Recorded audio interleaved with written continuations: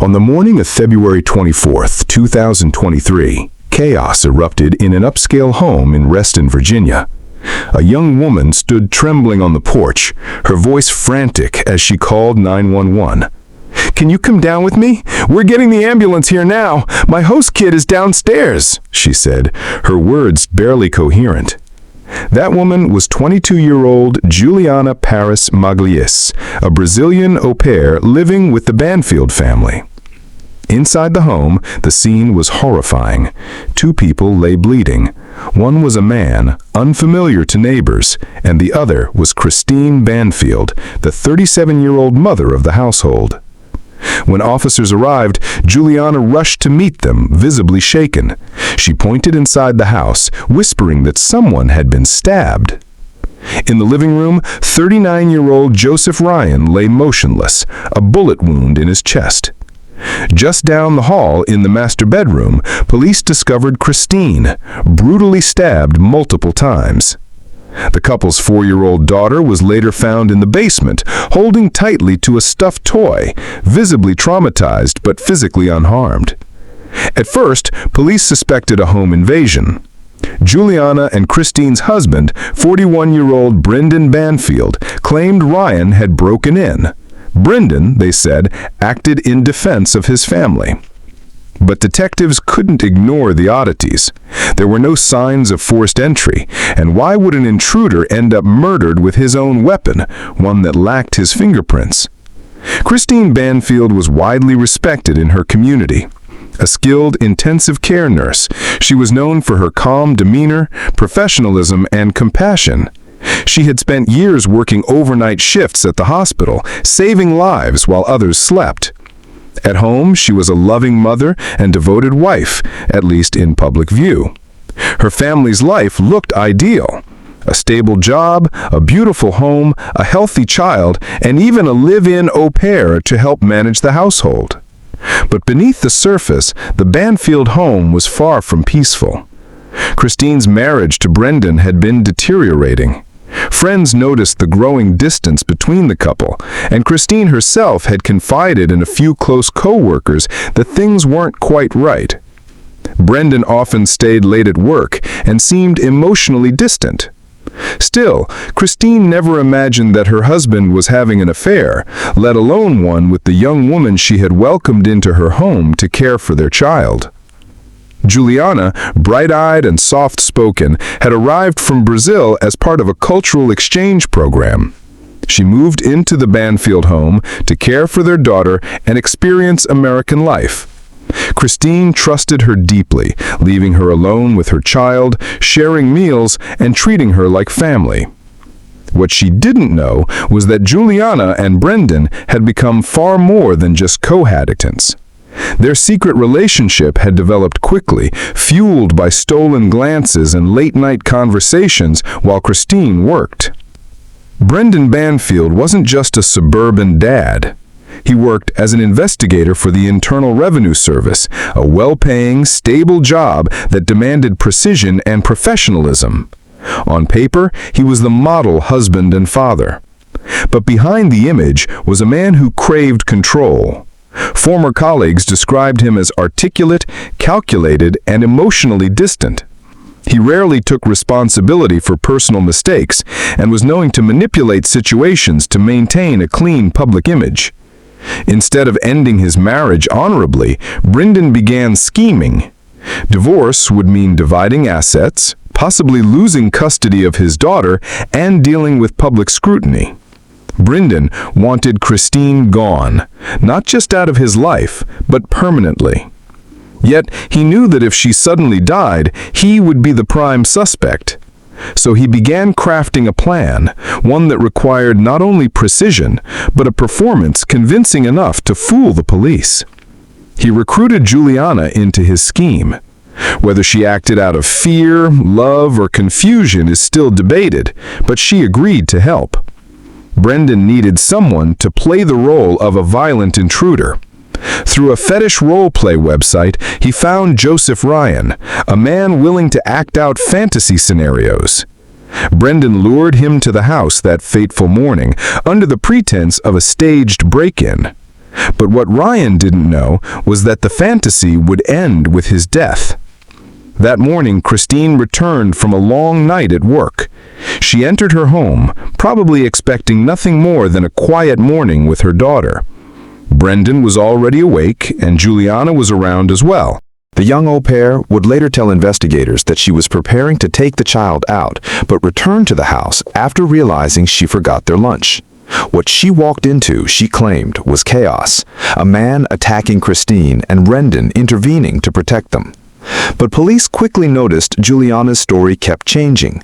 First, she said she saw the whole thing. Then, she claimed she wasn't inside during the attack. Then again, she said she heard noises and ran inside. Her inconsistent statements raised suspicion. Meanwhile, forensic investigators were piecing together a different picture, one where Juliana was far more involved than she let on. The 8-second 911 call that originated from the house was chilling. A soft groan, then silence. Police believe Christine was trying to call for help before she was murdered. Brendan and Juliana tried to paint themselves as the victims of a home invasion gone wrong, but investigators had a growing list of reasons to doubt every word they said. Juliana told police that she and Brendan had returned to the house together, only to discover Joseph Ryan inside attacking Christine. Brendan, she said, shouted at Ryan to drop the knife. She claimed Ryan was aggressive and threatening. Brendan had no choice, she insisted. He pulled a gun and shot him to protect his wife. But forensic evidence began to poke holes in their tale. For starters, there were no signs of forced entry. Joseph Ryan hadn't broken into the home. In fact, it seemed he had been invited. He wasn't a burglar. He was a participant in a fantasy role play set up by Brendan. And the weapon supposedly used by Ryan had no traces of his fingerprints. Instead, only Brendan and Christine's DNA were found on the handle. That wasn't all. Text messages between Brendan and Juliana, deleted just before the incident, were recovered. They talked about roles, staging, and guns. The digital footprint left behind was damning. And most disturbing of all was the testimony from the one person who had seen everything but hadn't spoken yet, their 4-year-old daughter. Police turned to the most unlikely witness, the 4-year-old daughter of Christine and Brendan Banfield. Trauma counselors and child psychologists helped facilitate a video-recorded interview, using toys and drawings to help the little girl express herself. What she said chilled everyone involved in the investigation. In a quiet voice, she said, "Daddy hurt Mommy. Miss Juliana was screaming. Mommy was still." This innocent account, delivered without understanding the gravity of the words, exposed the ugly truth behind Brendan and Juliana's story. It wasn't an intruder who attacked Christine. It was her husband, the man she trusted, and the woman she welcomed into her home. The child's words aligned with the forensic evidence, destroying the narrative that Brendan and Juliana had carefully constructed. Investigators were now convinced this was not self-defense. It was murder, coldly planned and executed. Brendan had staged the entire event, using Ryan as a pawn in a twisted scheme to rid himself of his wife. Juliana's shifting stories and visible emotional instability further indicated she was deeply involved. Brendan's plan unraveled piece by piece. Investigators dug into his online activity and uncovered his correspondence with Joseph Ryan on a fetish site. Brendan had orchestrated the entire encounter, convincing Ryan to come to the house under the illusion of a consensual role play involving a home invasion fantasy. Ryan had no idea he was walking into a trap. After shooting Ryan in the living room, Brendan turned to the bedroom, where Christine had just returned from her night shift. It was there he stabbed her repeatedly, ensuring she would not survive. Then, he placed the knife used by Ryan nearby to make it appear as though the attacker had used his own weapon on her. Juliana's role was equally disturbing. She didn't simply witness the murder. She participated. Under Brendan's instructions, she allegedly fired a shot at Ryan to simulate a struggle and supported Brendan's false account to the police. Whether out of fear, manipulation, or misguided loyalty, Juliana became part of a carefully orchestrated act of deception. The initial reports painted Juliana as a frightened au pair, caught in a horrific situation. But as the investigation deepened, her complicity became impossible to ignore. She had deleted messages with Brendan, failed to call police immediately, and withheld crucial details for hours. In her interview, she fluctuated between sobbing guilt and mechanical storytelling, unable to stick to one version of events. The case caught national attention. A respected nurse murdered, a supposed intruder dead, and a young au pair at the center of a love triangle turned horror. News outlets reported the bizarre web of deceit daily. Public opinion wavered. Some saw Juliana as a manipulated victim, others as a cold-hearted accomplice. But no one doubted Brendan's role in the crime. His manipulation, staging, and cover-up were becoming impossible to deny. Authorities moved quickly. Brendan was placed under surveillance. Juliana was detained for further questioning. Detectives and prosecutors prepared a strategy to break the case wide open and ensure justice for Christine Banfield. It was Juliana who broke first. Under the weight of the evidence and facing the possibility of a life sentence, she agreed to a plea deal. In January 2024, she stood in court, trembling, and confessed. She admitted that she had known about Brendan's plan. She had helped set the stage, fired a gun at Joseph Ryan, and stood by as Christine was murdered. Her admission shocked even seasoned investigators. For months, Brendan and Juliana had tried to frame a stranger as the villain. But now, Juliana's voice confirmed what the blood evidence and child's words had already suggested. Brendan had planned everything, and she had played a role in executing it. In exchange for her cooperation and guilty plea to manslaughter, Juliana received a reduced sentence. Her testimony would become the prosecution's most powerful weapon against Brendan. The man who thought he had planned the perfect crime would soon be cornered in a courtroom. On September 16, 2024, Brendan Banfield was arrested at his workplace. He didn't resist, but the footage of his quiet surrender made headlines across Virginia and beyond. For a man who once prided himself on control, composure, and image, the sight of him in handcuffs, expressionless and silent, spoke volumes. The charges were serious: first-degree murder, attempted murder, tampering with a crime scene, and child endangerment. He was held without bail. In interviews, Brendan remained emotionless, speaking only through his attorney. But his confident facade began to crack as the prosecution laid out their timeline, digital evidence, forensic findings, and, most damning of all, Juliana's testimony. Christine's family attended every hearing. Her parents and sisters sat in court, clutching a framed photo of her. To them, Brendan's betrayal was deeper than any legal crime. He hadn't just taken a life, he had destroyed a family, and he had used his own daughter as a prop in his murderous performance. As Brendan's trial neared, prosecutors prepared to use every piece of available evidence. One critical decision was whether to allow the video testimony of the 4-year-old daughter. Raw and profoundly disturbing, but it was also undeniable. Her simple statements painted a vivid picture of what she saw that day. The defense fought hard to suppress the video, arguing that the child was too young to be a reliable witness, but the judge ruled otherwise, stating that her account was consistent with the physical evidence and could not be ignored. It would be played for the jury. In a packed courtroom, as the child's voice echoed through the speakers, the silence was deafening. Jurors sat frozen. Even courtroom staff struggled to maintain composure. In just a few innocent words, the child exposed what Brendan had done. "Daddy hit Mommy." Miss Juliana screamed. Mommy was still. Brendan's defense tried to reframe the case. His lawyers claimed he had been misled by Juliana, that Joseph Ryan was unpredictable and dangerous, and that Brendan acted in the heat of the moment.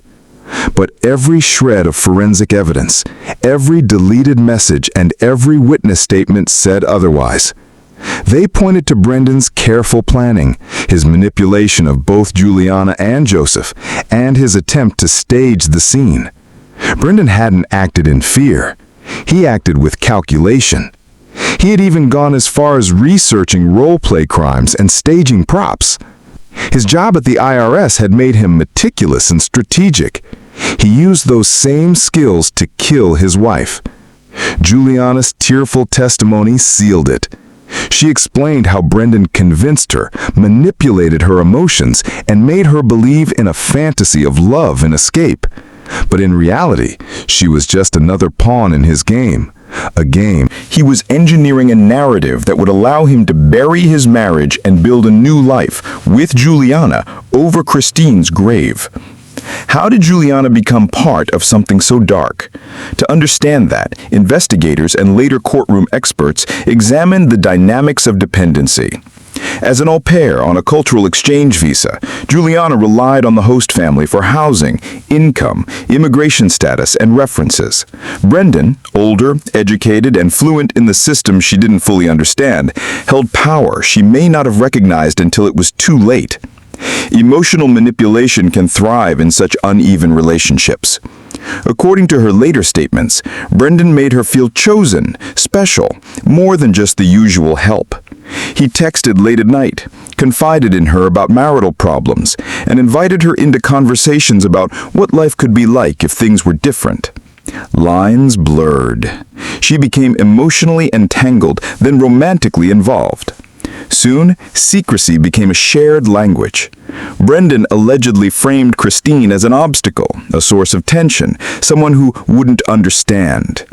By the time darker ideas surfaced, fantasies, role-play, guns, control, Juliana was already deep inside Brendan's influence. Was she afraid, flattered, confused about what was real? Probably all of the above. When she later fired a shot at Joseph Ryan, prosecutors argued she did so knowingly. Her attorneys countered that she acted under pressure and manipulation. The truth may live in the uncomfortable middle. She was both victimized and responsible. In the end, the law judged her actions, but history will continue to debate how much of Juliana's choice was truly her own. Christine's voice did not die with her. In the weeks after her murder, friends, co-workers, and family members came forward to share who she really was beyond crime headlines.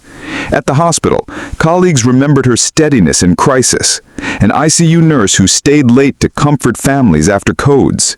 She was the nurse you wanted when things went bad. She showed up for her team's birthdays, covered shifts, and took holiday calls so parents with young kids could go home. At home, she was trying to hold things together. Some friends recalled quiet worries about Brendan's distance. She worked nights, often exhausted, but was determined to give her daughter stability. She welcomed Juliana, hoping the help would reduce stress and let her spend more daytime hours as mom, reading books on the couch, coloring, and making pancakes on slow mornings. That trust makes the betrayal especially devastating.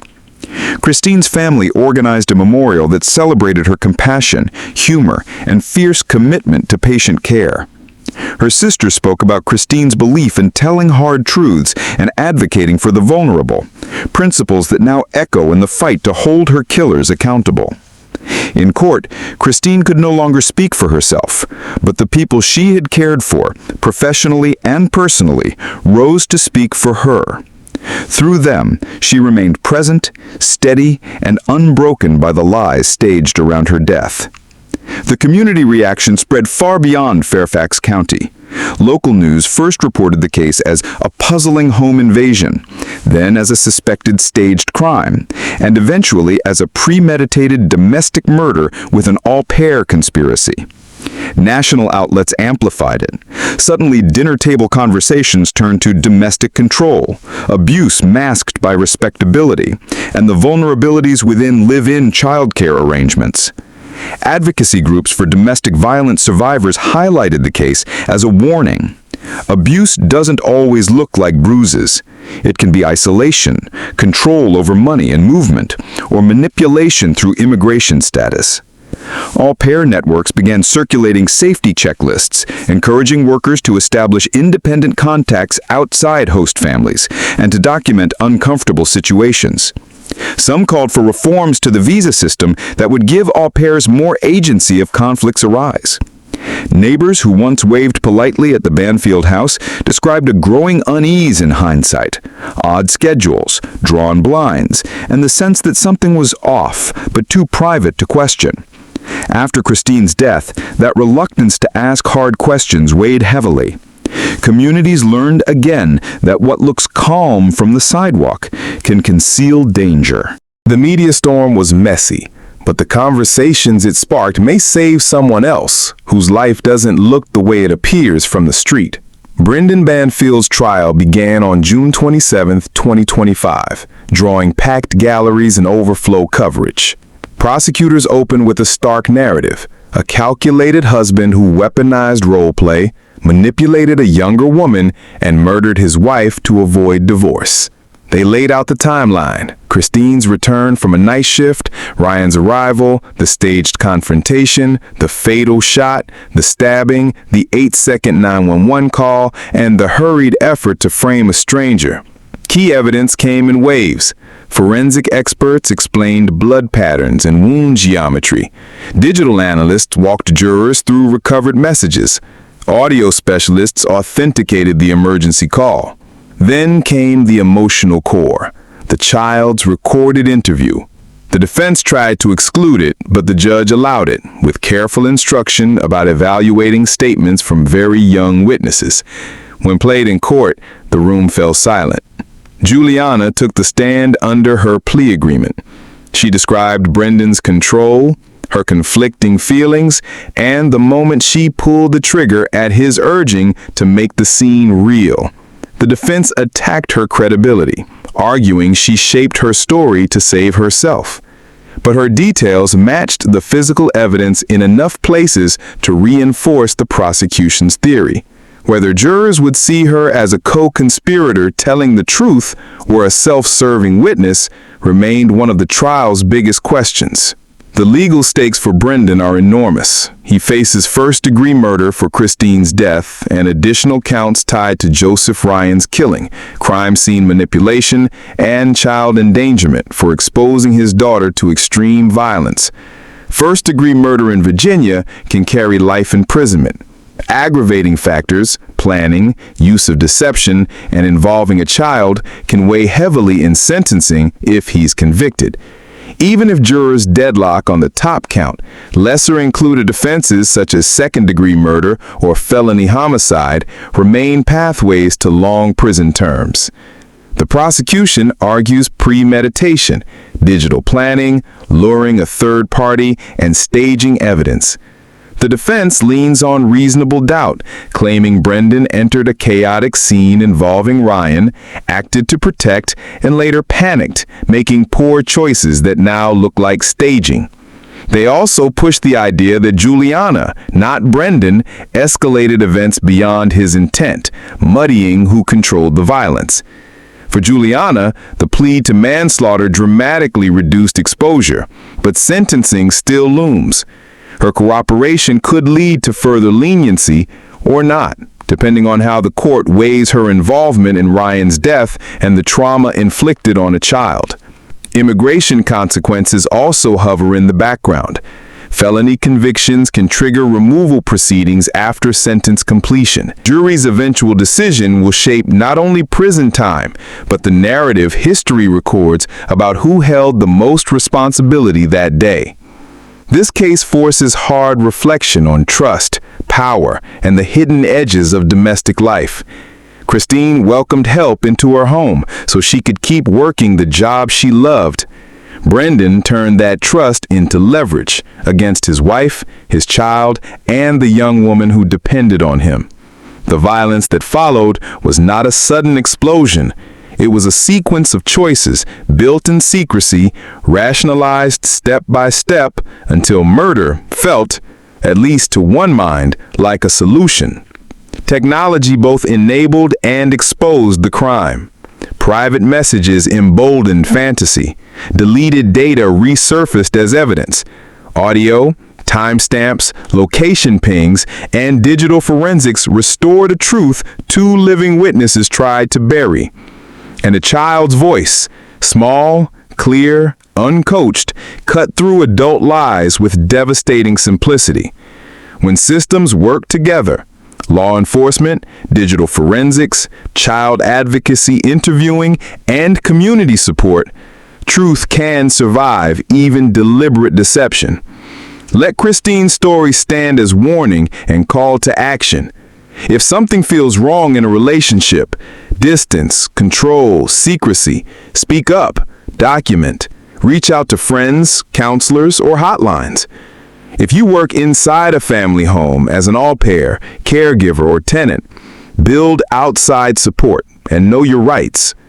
Violence doesn't always arrive wearing a mask. Sometimes it sleeps in the next room. If you want to keep exploring real cases and the hidden tensions behind ordinary lies, stay with us. We'll keep shining light into the corners where justice must never sleep.